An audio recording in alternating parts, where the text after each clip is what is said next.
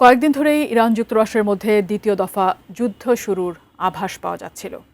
সেই লক্ষ্যে উভয় পক্ষই নিজেদের প্রস্তুতির পাল্টাপাল্টি জানানো দিয়ে আসছিল। এমন পরিস্থিতির মধ্যেই এবার সৌদি আরবকে সুরক্ষা দিতে ব্যাপক সামরিক উদ্যোগ নিয়েছে পাকিস্তান। তবে কি শেষ পর্যন্ত পুনরায় ইরান যুদ্ধ শুরু হতে যাচ্ছে? বিস্তারিত ডেস্ক রিপোর্টে। ইরান যুক্তরাষ্ট্র স্থায়ী যুদ্ধ বন্ধের লক্ষ্যে পাকিস্তান যেখানে মধ্যস্থতাকারী দেশ হিসেবে ব্যাপক ভূমিকা পালন করে আসছে, সেখানে চলমান উত্তেজনার মধ্যেই এবার সৌদি আরবকে সুরক্ষা দিতে বিপুল পরিমাণ সেনা ও যুদ্ধবিমান মোতায়েন করেছে শাহবাজ সরকার। যুক্তরাষ্ট্র ও ইরানের মধ্যকার চলমান উত্তেজনার মধ্যেই সৌদি আরবের সুরক্ষায় দেশটিতে এক স্কোয়াড্রন চীনা যুদ্ধবিমান, ড্রোন এবং ৮,০০০-এরও বেশি সেনা পাঠিয়েছে পাকিস্তান। দুই দেশের মধ্যকার একটি গোপন যৌথ প্রতিরক্ষা চুক্তির অধীনে এই বিশাল সামরিক বহর মোতায়েন করা হয়েছে। ১৮ মে বার্তা সংস্থা রয়টার্সের এক প্রতিবেদনে বলা হয়েছে, সৌদি আরব যদি নতুন করে কোনো আক্রমণের শিকার হয় তবে দেশটির সামরিক বাহিনীকে যুদ্ধক্ষেত্রে সহায়তা করার মতো যুদ্ধক্ষম একটি বাহিনী পাঠিয়েছে ইসলামাবাদ।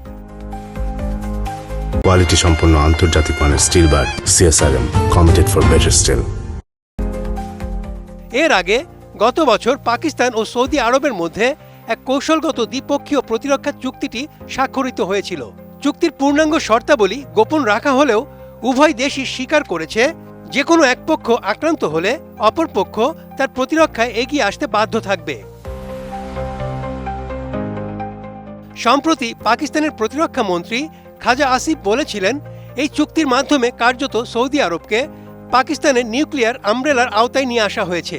এমনকি এই গোপন চুক্তিতে প্রয়োজনে সৌদি আরবের সীমান্ত সুরক্ষায় সৌদি বাহিনীর পাশাপাশি সর্বোচ্চ ৮০,০০০ পর্যন্ত পাকিস্তানি সেনা মোতায়েন করার বিশেষ বিধান রাখা হয়েছে।